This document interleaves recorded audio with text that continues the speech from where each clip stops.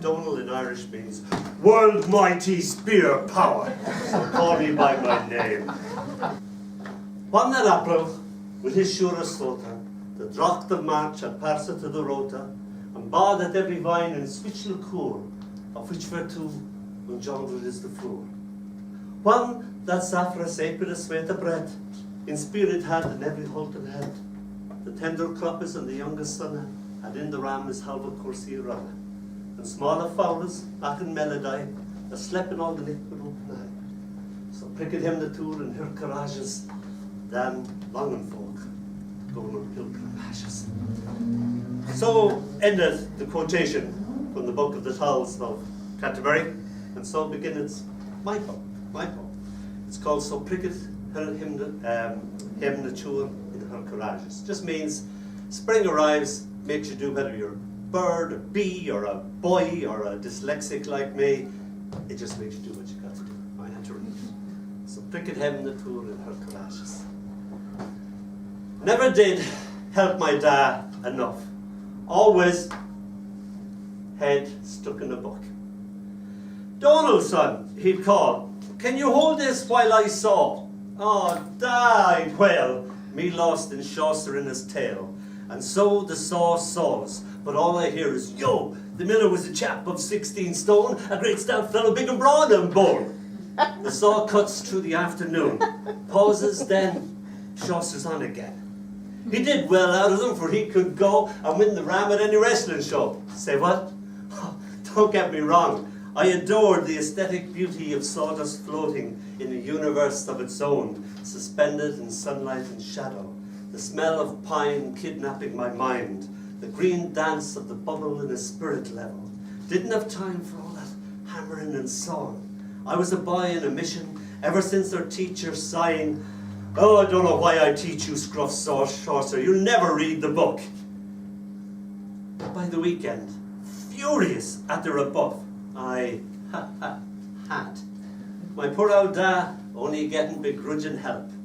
When that April, the words falling like gentle rain upon my mind, with his surest sorta, the drocht of March, words, oh sweet words, had passed to the rota, my mind bawed at every vine and switch liqueur, the bubble in the spirit level, poised perfectly poised, of which virtue engendered is the flower.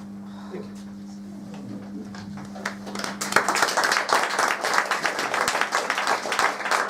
The book originated from this poem. It's called Now He Is 60.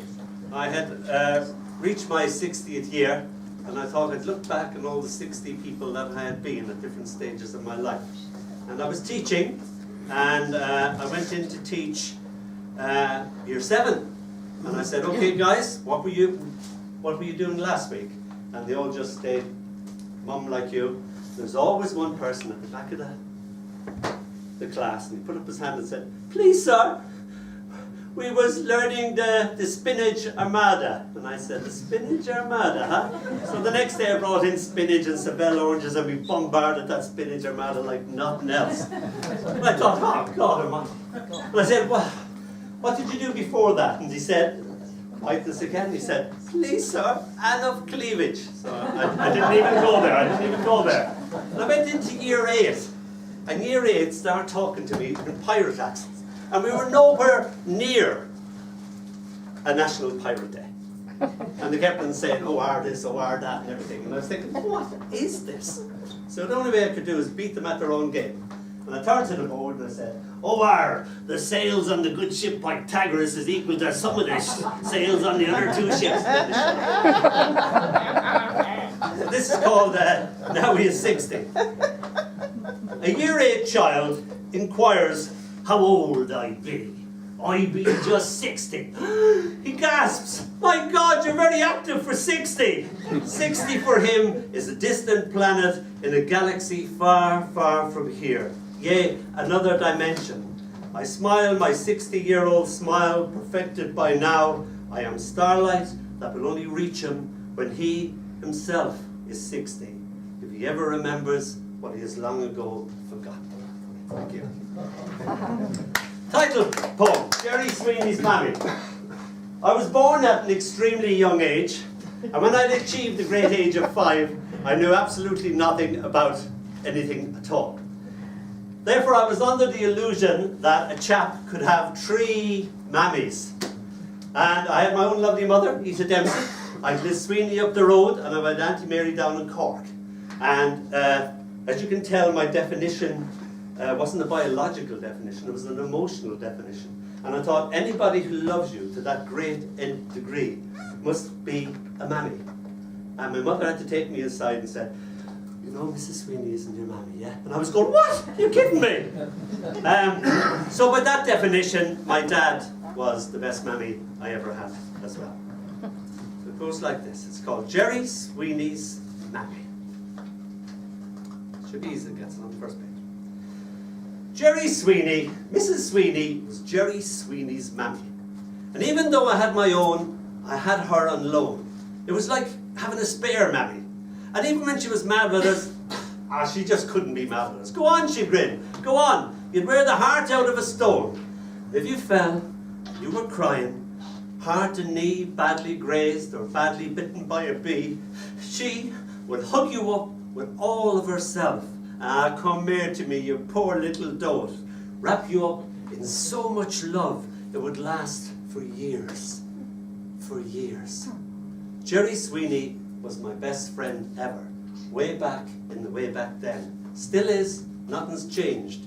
Except us young fellas have become old fellas, who still think they're young fellas. And every time I see him, I could almost cry. I can still see his mammy smiling out of his eyes.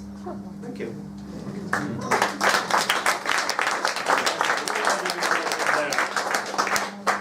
This is called I Am Infinitas.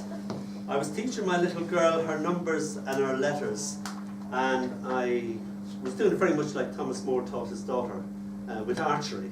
And he'd put up the numbers and the letters, and they'd go, "Okay, gal, hit me an O," and she'd go and hit an O. The trouble with O's is that the arrow can go right through. So I hadn't got archery, so I just had a pea shooter and wooden numbers, all in different colours. It's called, oh yeah, she climbed up on my lap like she always did. It was like she'd gone back into the womb. She climbed up on my lap, I put my hands over her like that, and she was in this enclosed space. And she was watching Spartacus with me. And she was amazed by this. And I got to the bit where it goes, "I'm Spartacus, no, I'm Spartacus, and so is my wife." And she misheard it, and she went around for a week after going, "I'm Spark Plugs, no, I'm Spark Plugs." So this is called I Am Infinitas. Here is our wooden O. It is our 0. Yellow. There is a 7, but it is missing. The puppy's chewing an orange too. "Puppy, puppy, no!" The admonished puppy looks astonished. "This is a good chew, this orange too," it whimpers. She herself is 4 and a little bit more. "When will I be this one?" "That's an 8, I tell her. "It will take you 4 more years of you being you to be it." The 8 is falling on its side asleep, becoming an infinity. Ah, infinitas. My little infant, this is what you really are. This unboundedness of you, an infinity of you. Always after, when asked what age she is, she will always answer with a hearty laugh, "I am infinitas." And finally, we get the hiddering and tittering waters of. I used to have a record of James Joyce reading the Washerwoman episode in Finnegan's Wake. And she used to come in, get up on my lap again, and she'd put her thumb in her mouth, and she'd listen to James Joyce. And James Joyce on the record hadn't got a Dublin accent at all. A little Cork accent like that. "Oh, when the hittering, tittering waters of, when the tittering waters," good God. And I asked her, "Tilly, what do you think the man is saying?" And she said, "I think his granny must have died." Because her granny had died. And she came to me one day and she said, "You know Granny's dead?" And I said, "Yeah." "You know when she's finished being dead, can she come back then?" And I said, "Oh." So this is called, and I used to, instead of doing fairy stories, I used to do Finnegan's Wake Tour. That sequence. And of course, when you're a child, you don't realise it's Joyce. You don't realise the complexity of it. It's sound. And she used to love this, and she'd go to sleep to Hidden Water Sound. Ah, sure, she's my own little Finnegan's Wake. For my little Scotia, language is lava. The mind is molten, always flowing. She catches tones and hones in on the last word. Please, where's a cup of tea? She knows how to stick question marks on things like sweets. The thunder scares her on Thursday and becomes Thunder's Day. The flies bother her on Friday becomes Friday. Not realising she is quoting Mr. Joyce, following in his wake, or she makes up her own. Wednesday, Tuesday, wedding day, Saturday, someday. She, my little trinketoes, my dear dirty dumpling, I read her to sleep, not a peep when Anna Liffey Plurabelle tells her tale. Beside the tickling waters of, beside the chuckling waters of, beside the laughing waters of, she loves the music of it all.